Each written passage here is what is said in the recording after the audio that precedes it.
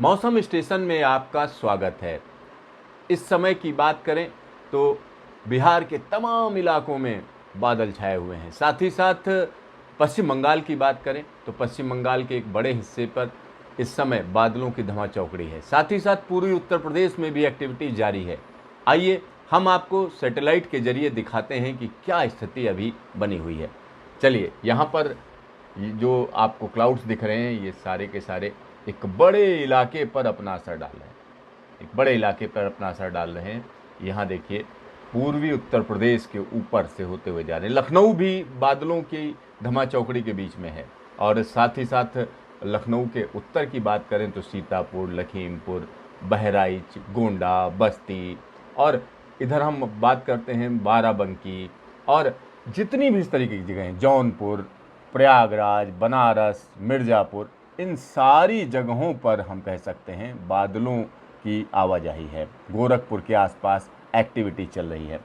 दरअसल मौसम विभाग का कहना है कि जो सिस्टम उड़ीसा से चला था, यानी उड़ीसा को जिसने पार किया था, उसके बाद झारखंड से अब वो गया के पास यानी बिहार के आसपास पहुंच चुका है। अब वो हम कह सकते हैं well marked low pressure area है, और जिसकी वजह से ये एक्टिविटी देखी जा रही है। यहाँ पर तरह तरह की एक्टिविटी है। जैसे इस इलाके की बात करें, यानी उत्तर बिहार का वो इलाका जो पश्चिम बंगाल से लगा हुआ है, और पश्चिम बंगाल का वो इलाका जो बिहार से लगा हुआ है, उन सारी जगहों पर इस समय जोरदार तरीके से बिजली कड़क रही है। ज़बरदस्त तरीके से बारिश भी हो रही है।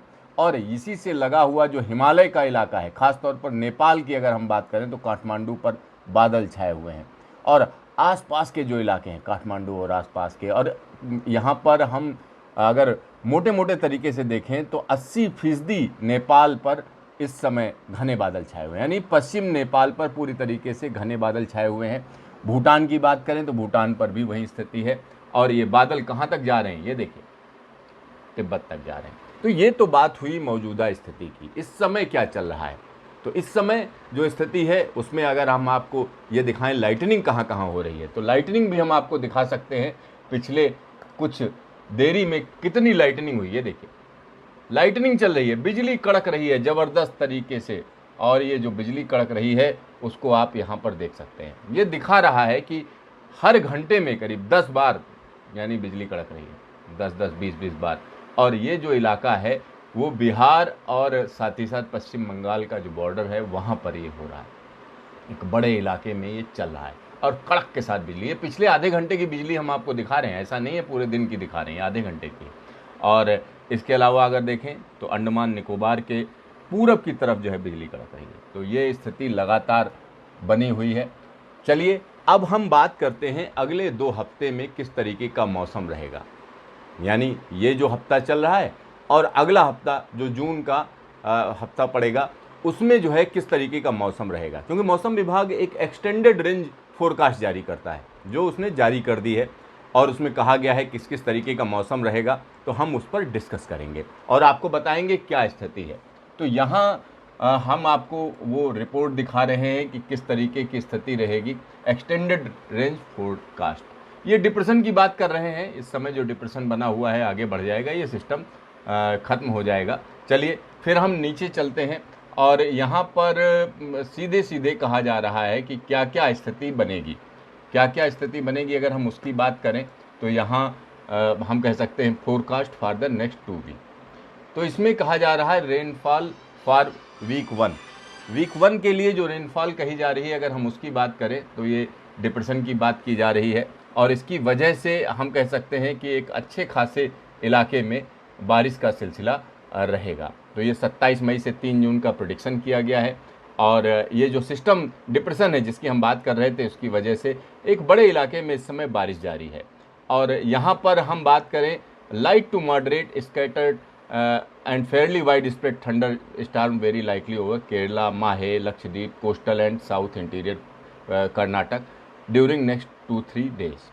Its intensity and distribution is very likely to increase further, fairly widespread rainfall during second half of the week. तो ये साफ साफ कहा जा रहा है कि आइसोलेटेड रेनफॉल बढ़ जाएगी, साथ ही साथ बारिश बढ़ जाएगी, और fairly wide spread rain activity with isolated heavy falls are likely over Andaman Nicobar during the week. यानी जो 3 जून तक की जो स्थिति है, अगर हम उसकी बात करें तो उसमें साफ साफ कहा जा रहा है कि केरल, माहे, साथ ही साथ कर्नाटक का जो इंटीरियर पार्ट है, अंडमान निकोबार की अगर हम बात करें तो वहाँ पर बारिश की एक्टिविटी बढ़ जाएगी। खासतौर पर केरल की बात करें तो केरल में मानसून के लिए स्थितियाँ अनुकूल हैं, लिहाजा मौसम विभाग का कहना है कि अब वहाँ पर बारिश बढ़ेगी। यानी सीधा सीधा कहा जा रहा है कि 29 मई से अब बारिश की एक्टिविटी वहाँ पर बढ़नी शुरू हो जाएगी और जून के पहले हफ्ते में अच्छी खासी बारिश केरल में उम्मीद की जा रही है। और इस समय की अगर हम बात करें दुनिया भर की, खास तौर पर मानसून की बात करें तो मानसून में 2 चीज़ें बहुत महत्वपूर्ण होती हैं, ला नीना और अल नीनो। तो इस समय की जो कंडीशन बनी हुई है वो ला नीना की बनी हुई है। ला नीना का मतलब होता है कि जो पैसिफिक का समंदर है, पैसिफिक में जो चिली के पास जो समंदर है वहाँ पर जो तापमान है, यानी सी सरफेस टेम्परेचर की जब हम बात करते हैं वो सामान्य से नीचे हैं, मतलब ठंडे हैं। तो इस वजह से क्या होता है, वहाँ से जो दबाव बनता है मानसून के लिए वो एक तरीके से थोड़ा कम हो जाता है। और यहाँ पर ये कंडीशन जो है न्यूट्रल होने की बात अब कही जा रही है, न्यूट्रल हो जाएगा और न्यूट्रल होने के बाद एक तरीके से अल नीनो की तरफ चलेगा। लेकिन अभी जो स्थितियां हैं उसमें ऐसा नहीं कहा जा रहा। दूसरा फैक्टर होता है अरब सागर में किस तरीके से सी सरफेस टेम्परेचर है और बंगाल की खाड़ी में क्या है। तो इस समय की अगर हम बात करें तो न्यूट्रल कंडीशन है, यानी दोनों समंदर जो है बराबर बराबर गर्म है, थोड़ा बहुत इधर उधर है। और इसके कुछ दिनों में इसके निगेटिव होने की बात कही जा रही है। निगेटिव का मतलब ये हुआ, सी सरफेस टेम्परेचर का मतलब ये होता है अरब सागर के जो समंदर है उसका जो तापमान वो मानसून के दौरान बंगाल की खाड़ी से कम रहता है, तो अच्छा मानसून माना जाता है, तो उसको पॉजिटिव बोलते हैं। अगर इसका जस्ट उल्टा होता है तो उसको निगेटिव बोलते हैं। इस समय न्यूट्रल कंडीशन है और एक तरीके से निगेटिव कहा जा रहा है कि इस समय निगेटिव है लेकिन आने वाले दिनों में न्यूट्रल हो जाएगा। तो ये स्थिति बनी हुई है। चलिए अब हम दूसरे हफ्ते की बात करते हैं, यहाँ पर क्या रहेगा।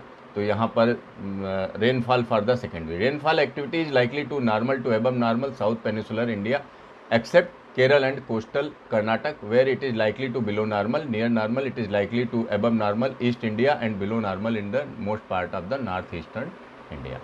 अब यहाँ पर भी एक खास बात कही गई है। खास बात यह है कि जब हम बात करते हैं पूर्वी भारत की तो यहाँ बात हो रही है 3 तारीख से लेकर 10 जून के बीच में पूर्वी भारत में बारिश बढ़ जाएगी, लेकिन पूर्वोत्तर भारत में बारिश बिलो नॉर्मल रहेगी। और पेनिसुलर इंडिया की बात करें तो केरल में बारिश कम होगी और पेनिसुलर इंडिया मतलब केरल के अलावा जो साउथ के जो हिस्से हैं वहाँ पर बारिश थोड़ा ज़्यादा होगी। तो ये भविष्यवाणी मौसम विभाग कर रहा है। चलिए इसको हम ग्राफिक्स के जरिए अगर आपको दिखा पाएँ तो हम कोशिश करेंगे कि ग्राफिक के जरिए हम आपको दिखाएं कि क्या स्थिति है। यहाँ पर देखिए ये मिलीमीटर पर डे का जो है एक रेनफॉल का जो है भविष्यवाणी दी हुई है। ये 28 मई से 3 जून के बीच में जो बारिश है, ये ग्रीन कलर जो आपको दिख रहा है, ये ग्रीन कलर दिखा रहा है कि 7 से 10 मिलीमीटर की बारिश पर डे के हिसाब से ये कही जा रही है। तो यानी 28 मई से लेकर 3 जून के दौरान पूर्वी भारत में खास तौर पर अच्छी बारिश रहेगी। इस समय बारिश चल रही है जिसमें पूर्वी उत्तर प्रदेश हो गया, बिहार, झारखंड, साथ ही साथ पश्चिम बंगाल और पूर्वोत्तर भारत के तमाम इलाके। लेकिन ये स्थिति बदल जाएगी, ये स्थिति बदल जाएगी 4 जून से 10 जून के बीच में। देखिए जो एक्टिविटी है वो हम कह सकते हैं वेस्टर्न घाट में रहेगी। ये देखिए वेस्टर्न घाट में रहेगी और बाकी एक्टिविटी हम कह सकते हैं त्रिपुरा, मणिपुर जैसी जगहों में रहेगी, पूर्वोत्तर भारत में रहेगी। तो ये स्थिति बनी रहेगी। और तीसरे हफ्ते यानी 11 जून से 17 जून के बीच में अगर हम एक्टिविटी देखें तो हम कह सकते हैं मानसून तेज़ी पकड़ेगा। साथ ही साथ यहाँ पर हिमालय में भी ज़बरदस्त तरीके से बारिश शुरू हो जाएगी और एक बड़े इलाके तक मानसून पहुँच जाएगा। 18 जून से 24 जून की जब हम बात करते हैं तो यहाँ साफ साफ कहा जा रहा है मानसून एक अच्छी स्पीड लेगा और बेहतरीन तरीके से चीज़ें बनेंगी। तो यहाँ पर साफ साफ उसको दिखाया जा रहा है। तो कुल मिलाकर अगर हम देखें तो मौसम विभाग अपनी इस भविष्यवाणी पर टिका हुआ है कि ये इस बार का जो मानसून रहेगा वो नॉर्मल रहेगा। ऐसा नहीं है कि आप सोच लीजिए कि 2 साइक्लोन आ गए हैं तो मानसून एकदम ख़राब हो जाएगा और बारिश नहीं होगी, तो ऐसा नहीं है। अब तक की बारिश की बात करें कि जो प्री मानसून बारिश हुई है उसकी अगर हम बात करते हैं तो ये 12% से ज़्यादा है। मतलब सामान्य जितनी बारिश होनी चाहिए थी उससे 12% ज़्यादा है। 26 मई तक के आंकड़े हम बता रहे हैं। उसके बाद की अगर हम बात करेंगे जिसमें साइक्लोन की बारिश भी है, तो ये आंकड़ा और तेज़ी से ऊपर बढ़ जाएगा। तो कुल मिलाकर प्री मानसून बारिश अच्छी रही है। दो साइक्लोन की वजह से पूरे देश में अच्छी बारिश रिकॉर्ड की गई है। बारिश होती है, चाहे वो साइक्लोन से आए या मानसून से आए, कहीं ना कहीं वो फ़ायदा देती है, जल स्तर को बढ़ाती है और खेती के लिए फ़ायदेमंद साबित होती है। तो देखते रहिए मौसम स्टेशन, फिर मिलेंगे दोबारा।